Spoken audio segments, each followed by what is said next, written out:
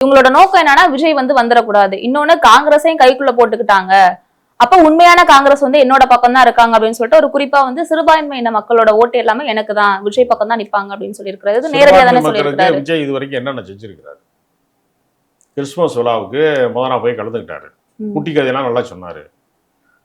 அடுத்த நாளே கிறிஸ்துமஸ் பொருட்களை, கிறிஸ்துமஸ் தாத்தா அந்த இதெல்லாம் முக்கியமான அங்கிகள் பரிசு பொருட்கள்லாம் விற்கக்கூடியவங்க, அந்த நட்சத்திரம் மாதிரி ஸ்டார் எல்லாம் தொங்க விடுறது, இந்த மாதிரி பரிசு பொருட்களை விற்கிறவங்களை சங் பரிவாரங்கள் போய் அடிக்கிறான், தாக்குறான்.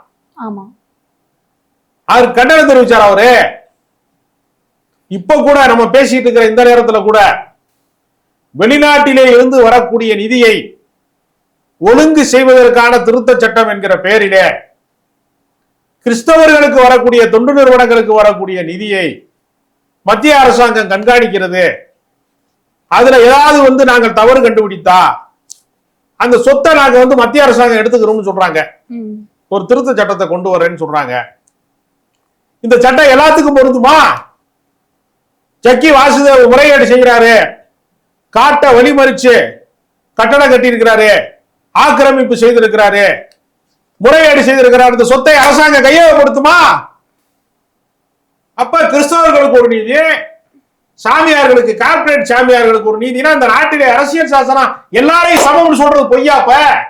அம்பேத்கர் எழுதிய அரசியல் சாசனத்தை அவமதிக்கிறீர்களா? வழிபாட்டு உரிமையை பறிக்கிறீர்களா?